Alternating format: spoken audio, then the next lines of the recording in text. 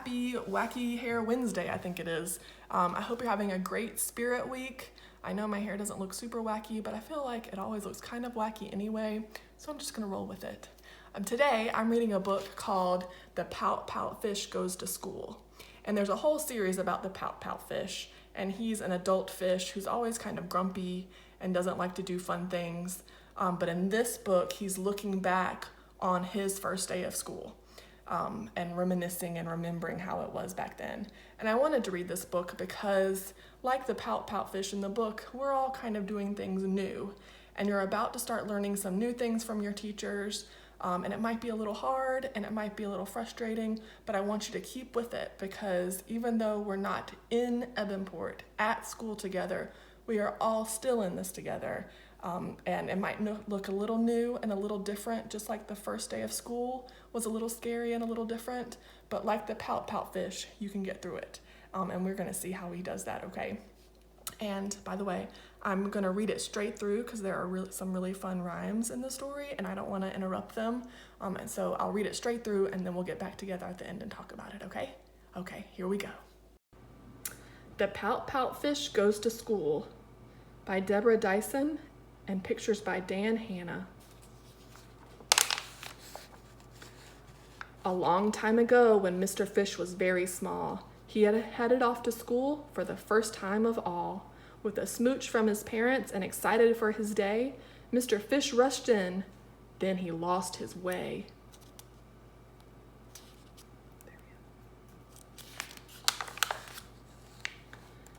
The big fish around him knew exactly where to go, finding lockers, finding classes in a fast, smart flow.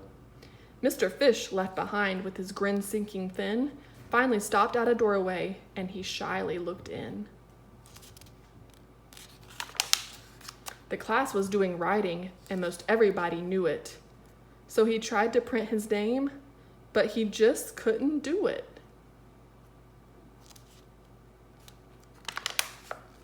So he flub frowned, making blub bubbles. Then he plopped down his pencil and he counted off his troubles. Trouble 1, I'm not smart.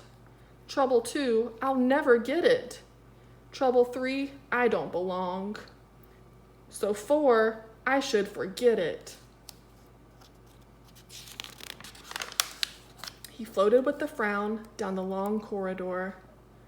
Then he sneak peeked a look through another room door.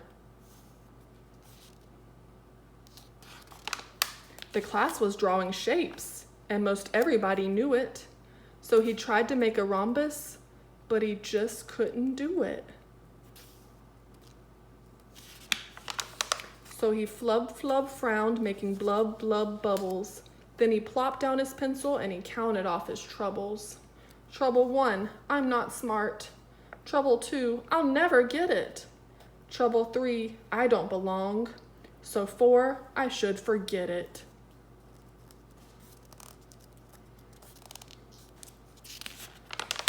He drifted down the hallway with a doubt face. Then he spied another doorway. Maybe this was his place.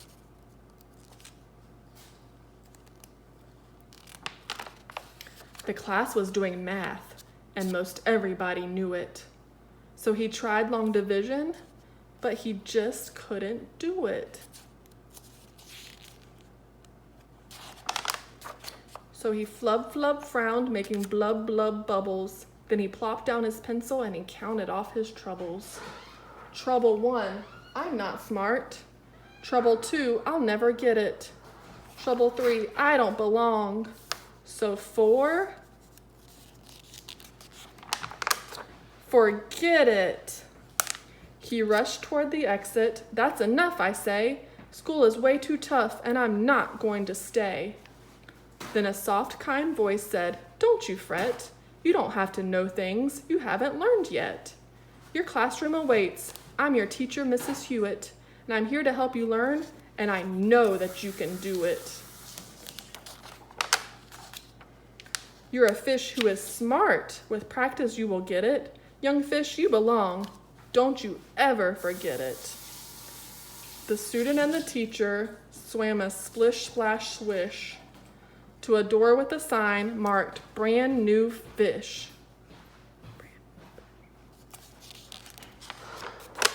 Miss Hewitt said, "Good morning. I'm excited you're all here. Together we will have a spectacular year. Fact 1, you are smart. Fact 2, you can get it. Fact 3, you belong. So 4, don't forget it." The class got to work and Miss Hewitt helped them through it. They listened, then they tried, and everyone could do it. Mr. Fish gave a grin. "Goodbye, blub bubbles. No more doubt, doubt, worry. No more flub, flub troubles." He swam with his class, Miss Hewitt by his side, as the students and their teacher said with confidence and pride.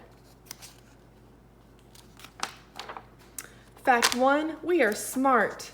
Fact 2, we can get it. Fact 3, we belong. And 4, we won't forget it. And that says Kinderguppy Class Reunion.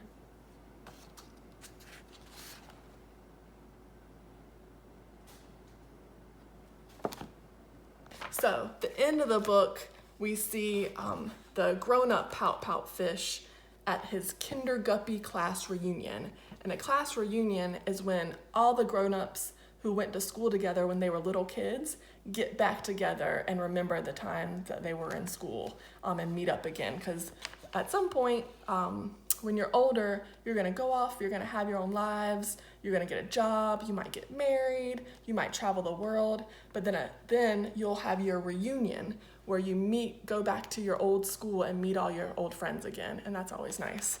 And we'll see that the Pout fish in this picture, he's looking back at his first class picture, which is good. But more importantly, I want y'all to remember the theme in this story is that you can do it, even when things seem scary or new and different. Fact 1, you are smart. Fact 2, you can get it. Fact 3, you belong. So 4, don't forget it.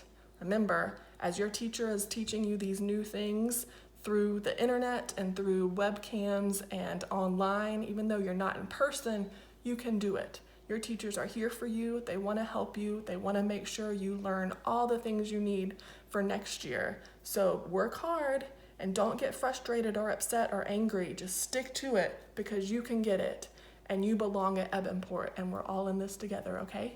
I love you and I'll see you soon. Bye.